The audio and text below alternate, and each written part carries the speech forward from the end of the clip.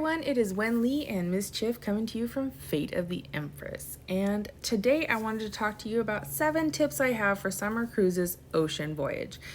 Now, you may have noticed that this ocean voyage event only lasts like 6 days or something similar to that. I wasn't keeping track, honestly.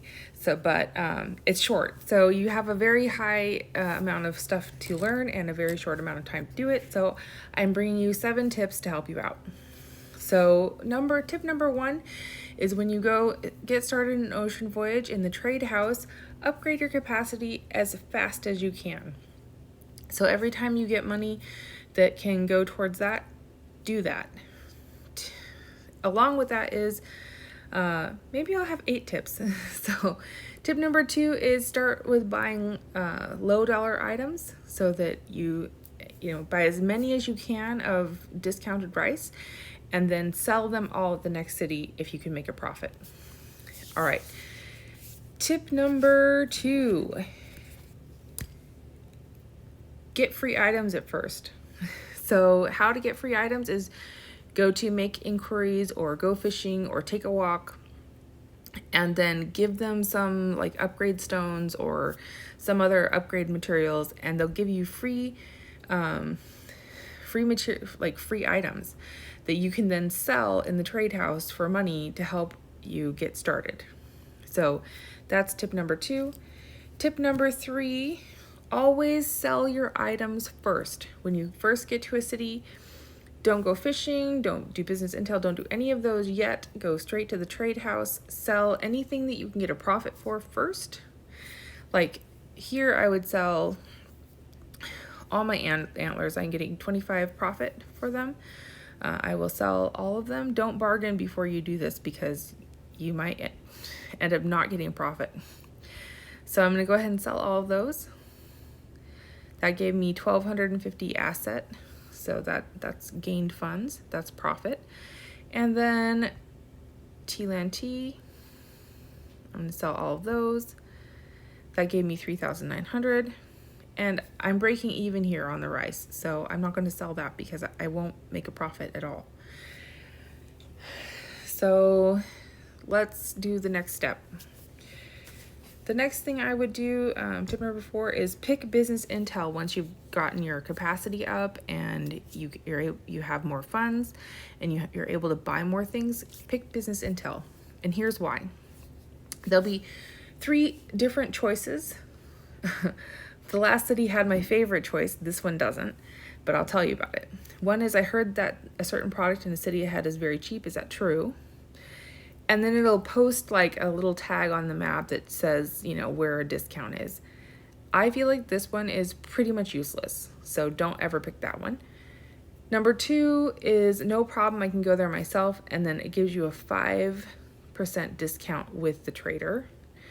And then my very favorite is please introduce me to the Chamber of Commerce, and that gives you a 10% discount. So this is going to really help your profit margin if you can do this one. If you can do that Chamber of Commerce one. So keep an eye out for that. So now I have 10% off or 5% off in addition to whatever else the trader was willing to let me have as a discount. And then I start bargaining. Now you want to be careful about bargaining because you do not want to fall below 70%, and that's your next tip. So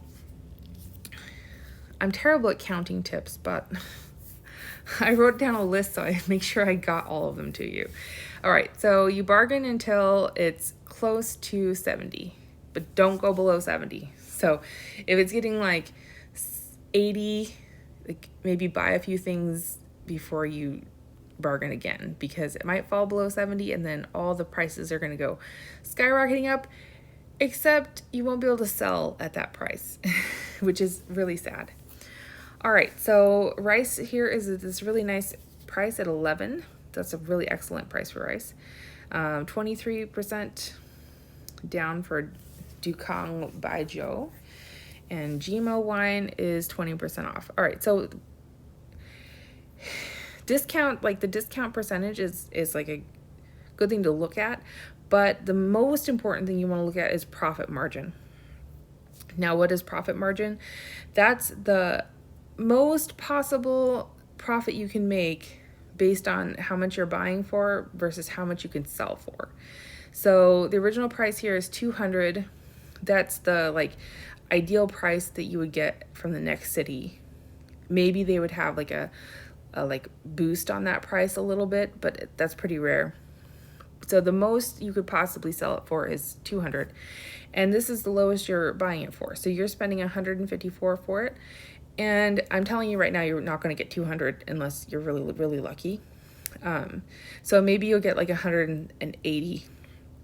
And then your profit margin on that will be 26 coins per one.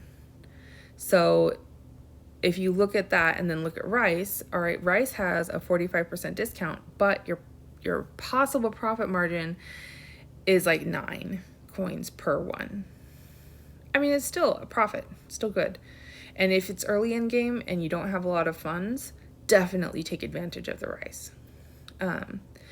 But do pay attention to that profit margin, because your profit per item counts, because you can only carry 500. You can only buy so much.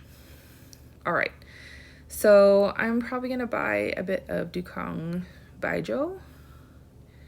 Maybe, I'm already carrying 200. I have 300 more capacity. So I might get 100 of these. And then Gmo also has some room for profit margin here, 40. I'm probably not gonna get 40, like maybe I'll get like 20. So I'm gonna get 100 of those. And then I have 100 more room. Silk is really not a good deal here because it's very rare for you to get actually more than 90 coins. So I'm gonna leave that one alone, and I'm just gonna buy more rice. All right, then I bargain again, and I'll show you. See, the prices rose on buying, but it did not rise on selling. Like, I still could only sell it for 11, so be careful. Do your sell first before you do anything else. All right, and then I go to the next city. So that's it. I think I got through all of them. Oh, there is one more thing I did want to talk to you about. Exchange shop. So what's worth it here? I've been getting that question. Well, really, like, it really depends on your context. So if you are very early in the game and even getting emerald charms from elites is like really hard for you, then go for those. If you're upgrading your pets and you really need ripe ginseng, go for that. You know, anything like that. So it really depends on your context. If you're a little later in the game and you're upgrading your characters and it's starting to cost 5 lapis orbs to do an awaken and 4 vigor pills to do an upgrade, then maybe those are the right choice for you. If you're even later in the game, soul beads and crystals are really good. But in general, crystal, soul bead, vigor pill, lapis orb, fabled totem and fabled seal, and ripe ginseng are the ones that are the hardest to get for free. That's my general advice. All right, that is all I have for you today. Thank you so much for watching. I hope that this was helpful. Questions, comments in the section below. Like, subscribe, and help each other out.